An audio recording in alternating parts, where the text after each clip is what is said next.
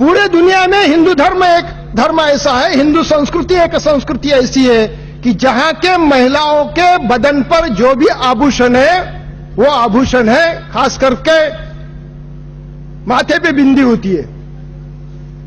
अन्य धर्मों में आपको दिखेगी नहीं।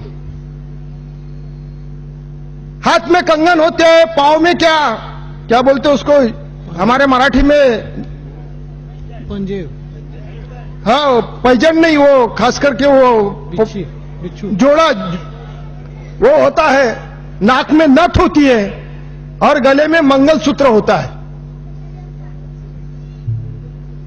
आपने कभी सोचा भी नहीं होगा कि ये सारे के सारे आभूषण, सारे के सारे लक्षण गुलामी के हैं।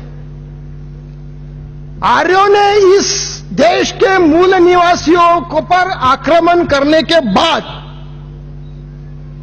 मूल निवासी भारतीयों का पराभव हुआ, उनके मर्दों को मारा गया। आक्रमणकारी आर्यों ने अपने साथ महिलाएं नहीं लाई थी और दुनिया का कोई आक्रमणकारी अपनी महिला साथ में नहीं ले जाता, ये मानवीय इतिहास है। तो मूल निवासी भारतीयों को मारने के बाद उनकी पत्नियों को इन्होंने गुलाम बनाया और मारे हुए पति का लाल खून उसके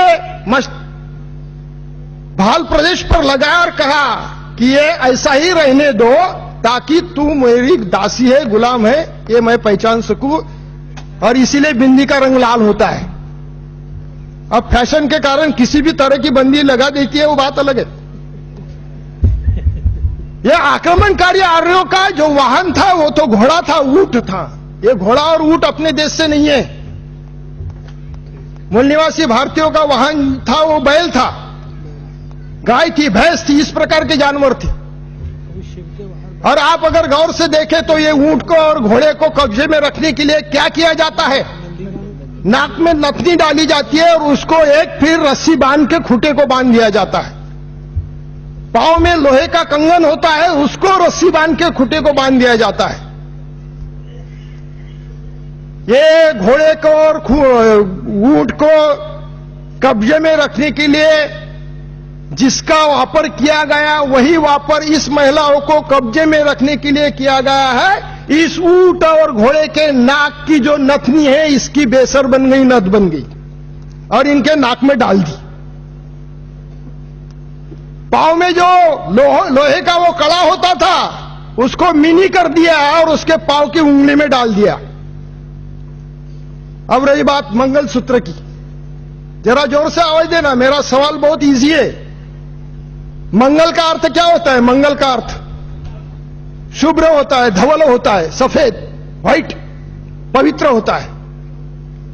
पवित्र का रंग अगर सफेद होता है, मंगल का रंग अगर सफेद होता है, तो फिर मंगलसूत्र इसका रंग काला कैसे हुआ? जरा सोचिए। हम विचार परिवर्तन की बात कर रहे हैं। धर्म परिवर्तन का मतलब विचार परिवर्तन होता है। अगर विचार परिवर्तन होता है तो इस बात पर गौर कीजिए कि काला रंग निषेध का रंग है और पवित्रता का रंग है सफेद। तो फिर ये मंगलसूत्र काला कैसे हुआ? अच्छा, मूल रूप से वैदिक वांग्मय में भी जो विवाह सूत्र है वो विवाह सूत्र में भी क्या लिखा है वो भी आप पढ़िए। हमारे धम्म में जो विवाह सूत्र है उसमें भी क्या लिखा है पढ़िए। आग के इर्द गिर्द वो पति पत्नी, होने वाले पति पत्नी अपने अंगूठे को सफेद धागा बांधते थे और उसमें भी महिला आगे होती थी, पुरुष पीछे होता था। यानी नवरी आगे होती, दुल्हन आगे होती थी और दुल्हा पीछे होता था। उनके अंगूठे को एक सफेद धागा बांधा जाता था और फिर वो आग के घूमने के बाद, प्रतिज्ञा लेने के बाद, वो जो सफेद धागा है वो दोनों के गले में डाल दिया जाता था और वो सफेद जो धागा था वो मरे तक के दोनों को अपने गले में रखना पड़ता था, इसलिए कि ये विवाहित है, ये पहचाना जाए। फिर ये काला कैसे हुआ? काला कैसे हुआ? ये तो आक्रमणकारी थे। ये आक्रमणकारियों ने इनके गले में जो काला मंगलसूत्र बांधा वो क्या है? तो ये घोड़ा और ऊंट था। उनके गले में जो रस्सियां डाली जाती थी वो ऊल से बनती थी, लोकर, वो ऊल से बनती थी और उसका रंग काली मेंढिया जो होती है, काली मेंढियों से जो रस्सी बनती है, उधर नारियल की रस्सी नहीं बनती जहां से ये कॉकेशियन पर्वत से आए हुए लोग हैं, वो काले रंग की वो रस्सी मंगलसूत्र के नाम पर ये गुलाम दासी जिसको बनाया उसके गले में डाल दिया और कालांतर में उसका ही मंगलसूत्र बन गया। मैंने मेरे जीवन साथी को कोर्ट मैरिज करने के बाद बताया, वो तो बड़ी सज धज के आई थी मायके से, तो मैंने कहा ठीक है, एक दिन तो ठीक है, आप आ गई है और ये जो दिख रहा है इसका इतिहास मैं आपको बता देता हूं, अगर समझ में आता है तो क्या करना क्या नहीं करना सोचना। और उसको मैंने गुलामी का पूरा इतिहास जैसे बता दिया, उसी वक्त उसने निकाल के फेंक दिया कि नहीं रे बाबा, एक आजाद मानसिकता के, एक आजाद विचार के, पूरी तरह से जो स्वतंत्रता का कड़वा समर्थक है, उसके साथ अगर मुझे संसार करना है तो उसकी मैं जीवन साथी हूं, उसकी मैं मित्र हूं, उसकी मैं पत्नी नहीं हूं। पत्नी का मतलब क्या होता है, पति का मतलब क्या होता है, कभी सोचा आपने? पत्नी का मतलब होता है पत्नी, पुरुषों का पतन करने वाली, और पति का मतलब क्या होता है, महिलाओं की पत बढ़ाने वाला। शब्दों का निर्माण भी कैसे होता है देखिए आप। इसीलिए मैं कभी ये मेरी पत्नी है, धर्म पत्नी है, ऐसा उल्लेख कभी नहीं करता। कोई भी बताए, प्रदीप जी से पूछिए, हम तो रात दिन साथ में रहते हैं नागपुर शहर के अंदर, कोई नहीं बोलेगा। मैं जीवन साथी कहता हूं, मैं मेरी मित्र कहता हूं, और 27 साल हो गए उसी प्रकार से व्यवहार कर रहे हैं, किसी भी प्रकार का गुलामी का आभूषण उसके बदन पे नहीं है। यह धम्म संस्कृति है, यह धम्म संस्कृति है। धम्म संस्कृति ने कहा कि सेल्फ आइडेंटिफिकेशन, हिंदुत्व नाम का जो आइडेंटिफिकेशन गए हजारों साल से हमारे इर्द गिर्द घूम रहा था, हमारे बदन पे था, हमारे चेहरे पर था, हमारे कृतियों पर था, हमारे भाषा पर था, हमारे व्यवहार पर था, हमारे सोच पर था। ये जो ब्राह्मणवादी आइडेंटिफिकेशन था, ये हिंदुत्ववादी जो आइडेंटिफिकेशन था, बाबा साहब को लगता था अगर इनको मैं धम्म की दीक्षा देता हूं और धम्म का ज्ञान अगर ये लेते हैं तो ये हिंदुत्ववादी जो आइडेंटिफिकेशन इसका त्याग करेंगे, ब्राह्मणवादी आइडेंटिफिकेशन जो इसका त्याग करेंगे, धम्म के संस्कृति का स्वीकार करेंगे और अपना जो आइडेंटिफिकेशन इस देश के अंदर अपने इनका आइडेंटिफिकेशन होगा, वो धम्म का आइडेंटिफिकेशन होगा, धम्म की पहचान। मैं आपसे बड़ी नम्रता से पूछता हूं कि जिन्होंने धम्म का स्वीकार किया है, क्या आइडेंटिफिकेशन है उनका? मुसलमानों का आइडेंटिफिकेशन होता है, क्रिश्चियनों का आइडेंटिफिकेशन होता है, सिखों का आइडेंटिफिकेशन होता है, जैनों का आइडेंटिफिकेशन होता है।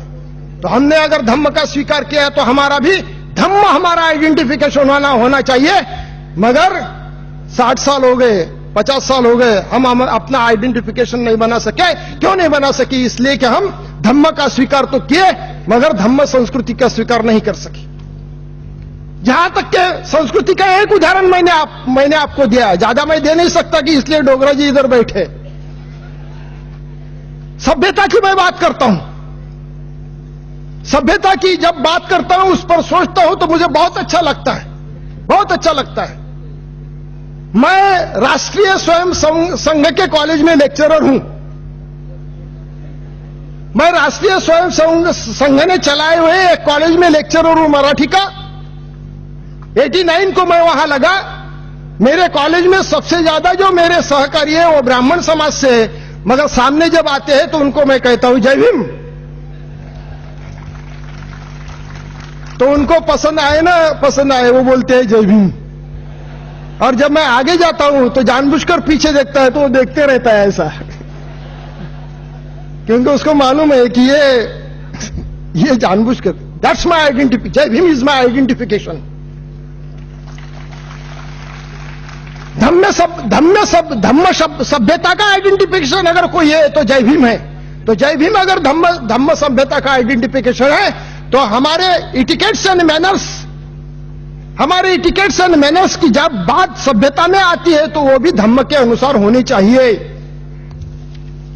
जब भी मैं मेरे किसी तो भी मित्र के साथ बात कर रहा था, धम्म का स्वीकार करते हैं, बाबा साहब आंबेडकर का जय जयकार करते हैं, मगर अपने बच्चे को अगर स्कूल में भेजने की जब भी बात आती है तो डॉक्टर बाबा साहब आंबेडकर कॉन्वेंट या बाबा साहब आंबेडकर विद्यालय या बाबा साहब आंबेडकर महाविद्यालय में नहीं भेजते। उनको फिर आरएसएस ने चलाया हुआ कॉन्वेंट लगता है या किसी मिशनरी ने चलाया हुआ कॉन्वेंट और स्कूल लगता है। मैं मेरे कई सारे साथियों को पूछते रहता हूं कि आपका बच्चा कहां पढ़ता है? नाम तो बाबा साहब का लेते हो, नाम तो धम्म का लेते हो, बच्चा कहां पढ़ता है? तो आरएसएस के कॉलेज में, आरएसएस के कुल में, आरएसएस के कॉन्वेंट में, जहां सरस्वती पूजन होता है, सावित्रीबाई फुले का पूजन नहीं होता। इसलिए कि वो सभ्यता को भी हमने स्वीकार नहीं किया।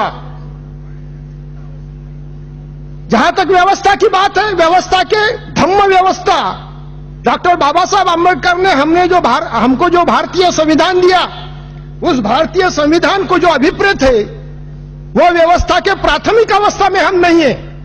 इसीलिए तो बामसेप का गठन हुआ, इसीलिए तो बामसेप काम कर रहा है, ताकि इस भारत में धम्म व्यवस्था प्रस्तापित हो जाए, भारतीय संविधान के अनुसार व्यवस्था प्रस्तापित हो जाए, बहुजनवादी व्यवस्था प्रस्तापित हो जाए।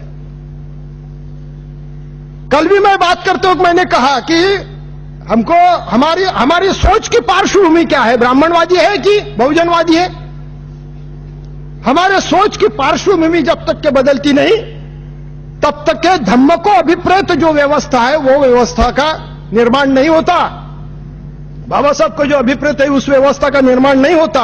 और ये जब तक के नहीं होगा, बाबा साहब के दिमाग में जो था कि भारत को बौद्धमय करके रखूंगा, तब तक के भारत बौद्धमय नहीं होगा। जिसने धम्म का स्वीकार किया है, जिसने बाबा साहब को स्वीकार किया है, वो जैसे विचार करेगा वैसा उसका आचार भी होना चाहिए। उसने ये ध्यान में रखना चाहिए कि मनोव्यापार के बिना देह व्यापार नहीं है, विचार परिवर्तन के बिना कोई परिवर्तन नहीं हो सकता। बाबा साहब बौद्धमय भारत करने की बात करते थे तो उनके सामने खास करके इस देश की जाति व्यवस्था थी। वो जाति व्यवस्था के बारे में एक किस्सा आपको बताता हूं और आपसे विदा लेता हूं।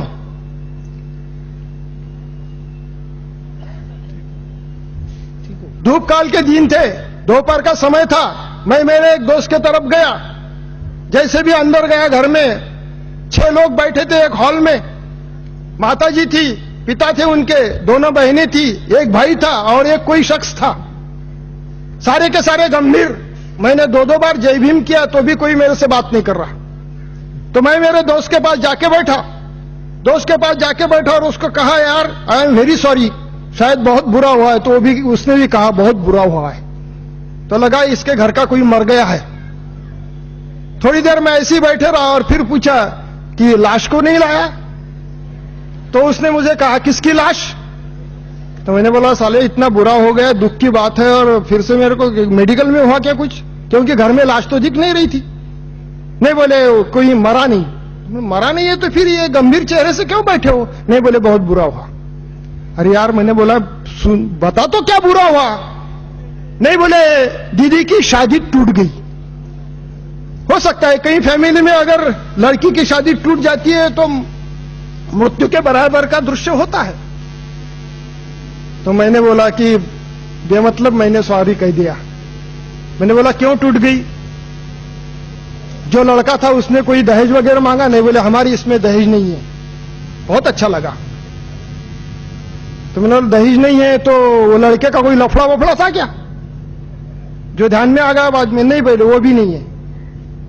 वो ये दहेज नहीं है, लड़के का लफड़ा नहीं है। तो फिर मैंने बोला दीदी का कोई लफड़ा था क्या?